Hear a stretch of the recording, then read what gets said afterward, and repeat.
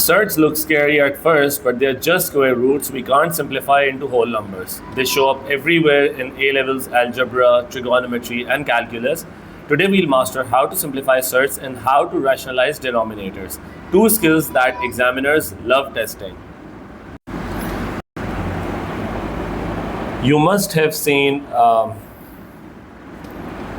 terms like under root of 12 or something like 1 upon under root of 3 in trigonometry, or something like a mixed surd such as 1 upon 2 plus under root 3, where the surd is with another element in the denominator and the examiner expects you to rationalize it or give in its simplest form. By the end of this lesson, you will handle all of these with confidence. So what really is a surd? This is a very important concept that we must make the distinction between surd and a perfect square. So, by definition, it's an irrational root that cannot be simplified to a rational number. For example, under root 3 or under root 2, under root 3 or under root 5. See, you cannot have any definitive result to it. So, these are called true surds. Now, on the other hand, if you have got under root 4, which is just 2, or under root 16, which is just 4, then these are not a surd because they are rational. These are rational. So, the key rule is that always simplify these surds to the simplest form. So, how do we simplify these surds?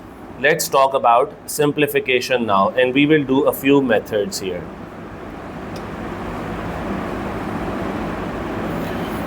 So the first one is factorization.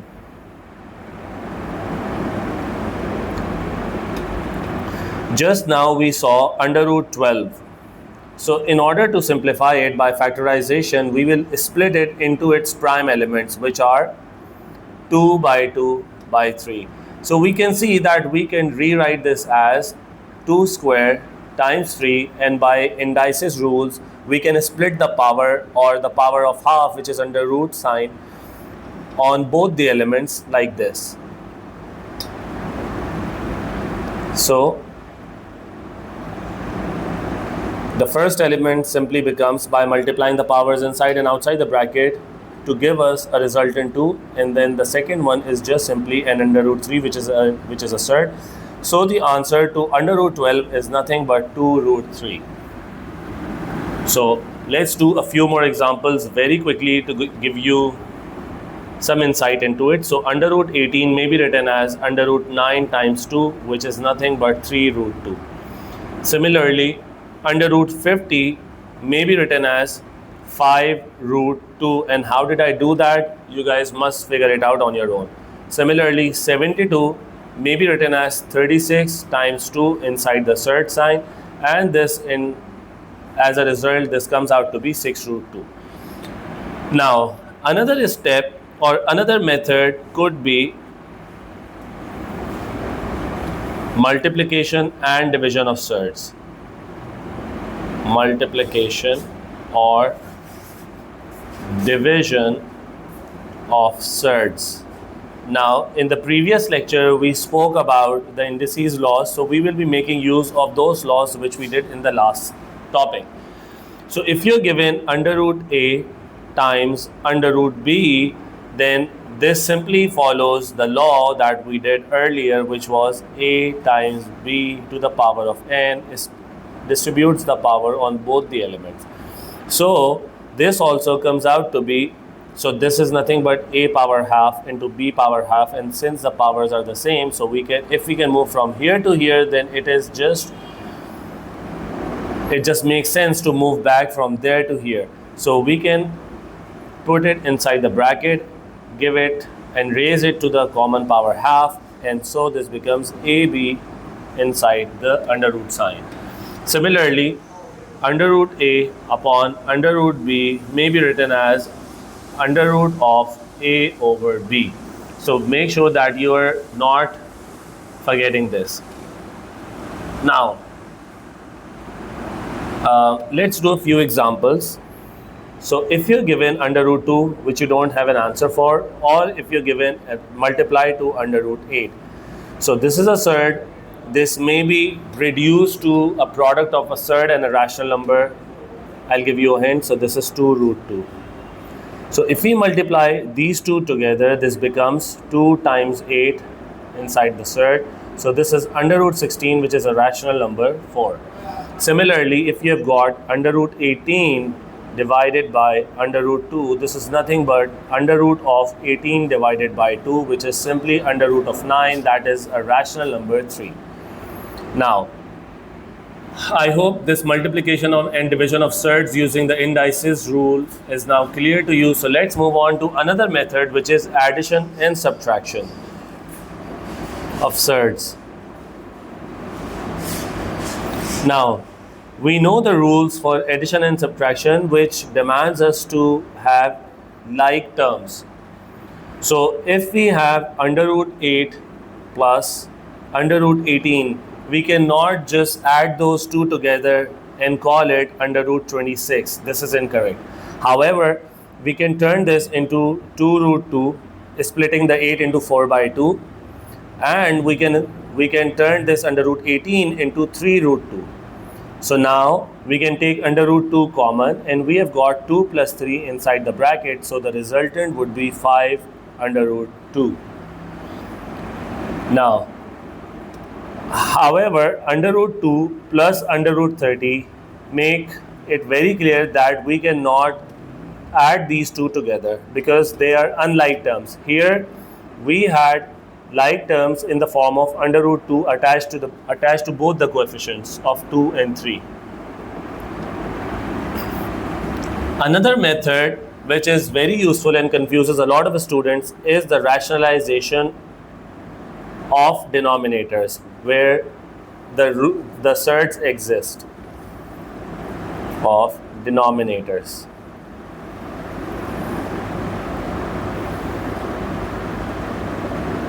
Now, when we talk about these, it's something like, so in trigonometry, the value of tan 30, it comes out to be 1 upon under root 3. However, the examiner expects you to not have a surd sign in the denominator.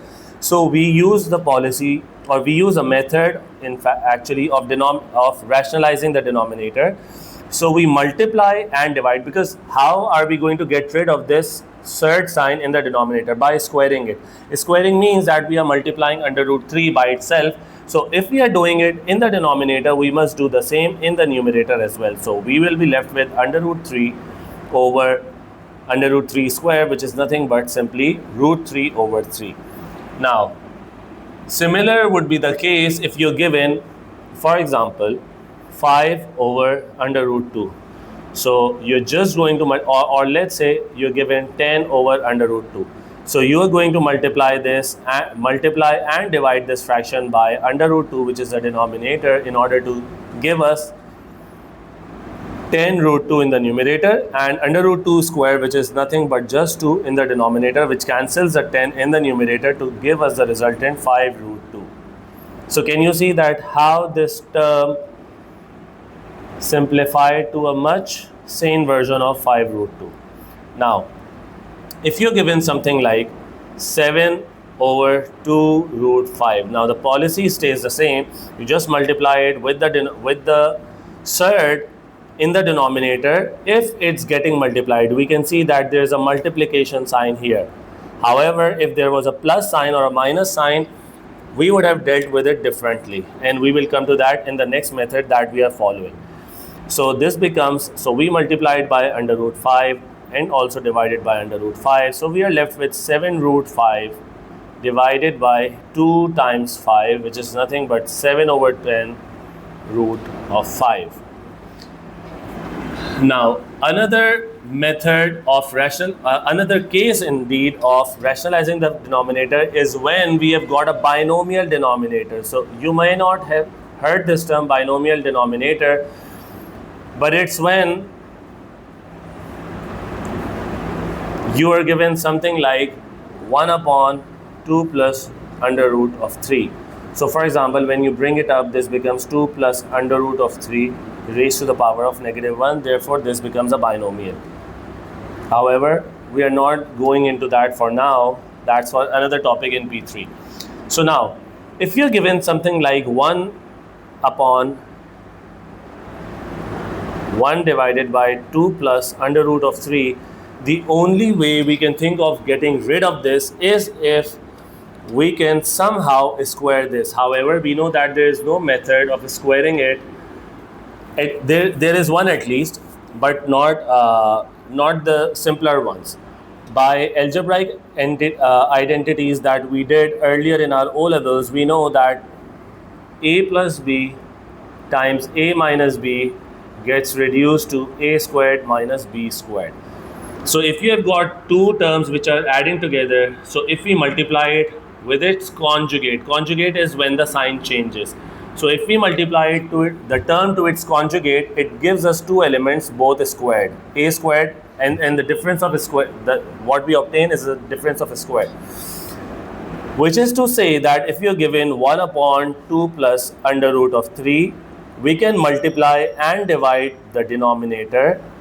However, we will do that with the conjugate in order to obtain this result of difference of squares.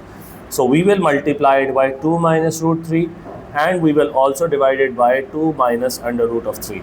So the numerator becomes 2 minus under root of 3 because it multiplies to 1, which is a trivial product. And this one becomes 2 plus under root of 3 times 2 minus under root of 3, which is nothing but 2 squared minus under root of 3 squared, and in the numerator we have got 2 minus under root of 3. So the final answer is going to be 2 minus under root of 3 upon 4 minus, so this 2, this square cancels the under root sign, this is 4, so 4 minus 3 is 1, so the denominator is simply 1. So this messy term or the fraction term gets concluded into 2 minus under root of 3. Very simple. Now here was the case of rationalizing the denominators. Now let us do some exam style problems.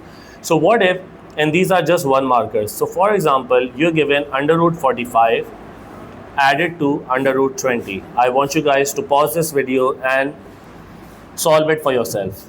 So because I will be doing it in 3, 2, 1. So now this 45 may be written as 3 square times 5, and then under putting both under the root we get 3 root 5, and this 20 may be written as 2 root 5. And I'm sorry.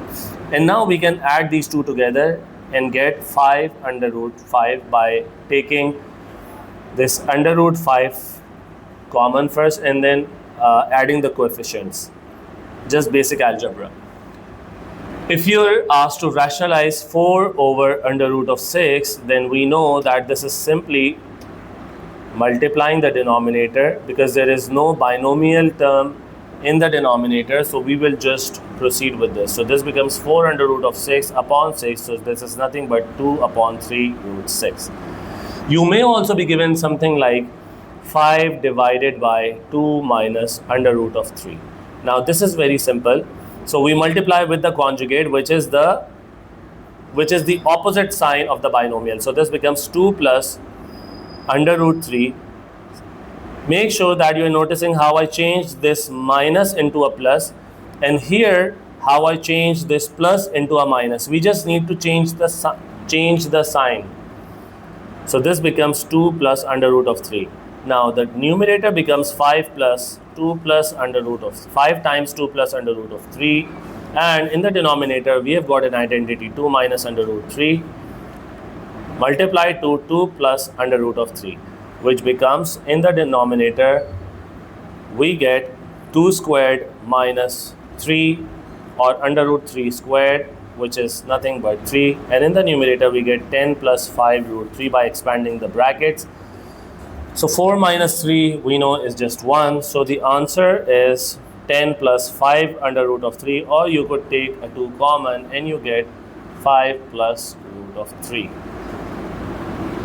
Oh, we take 5 common.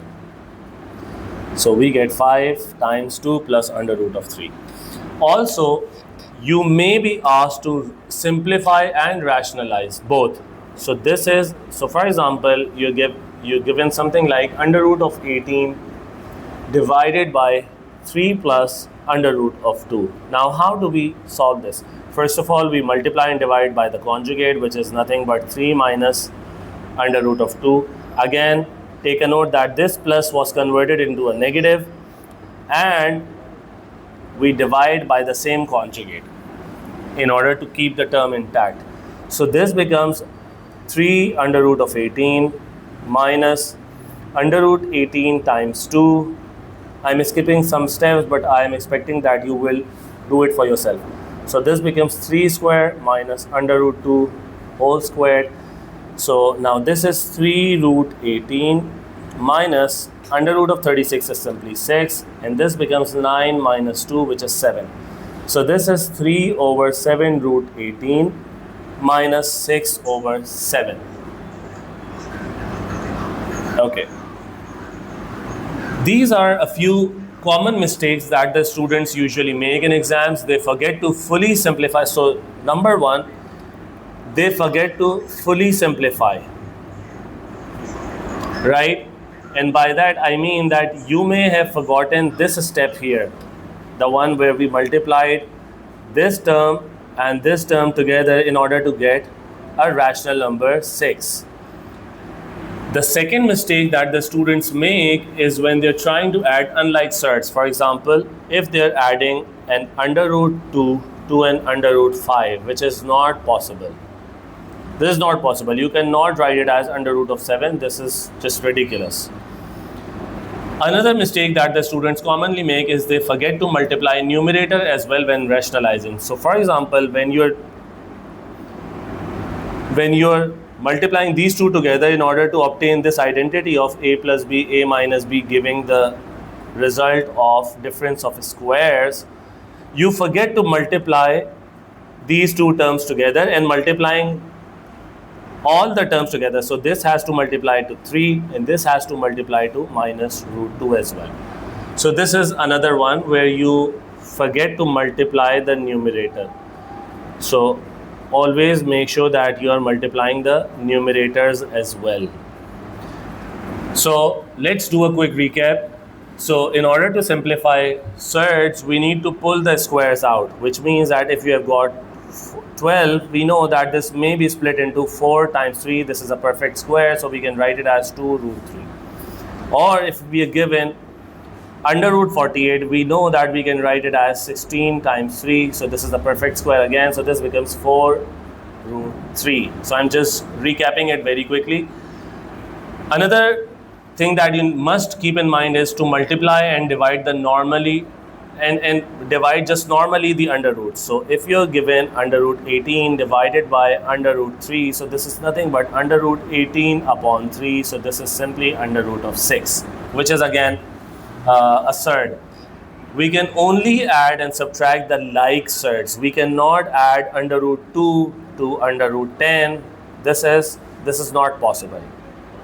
This on the left is the simplest form.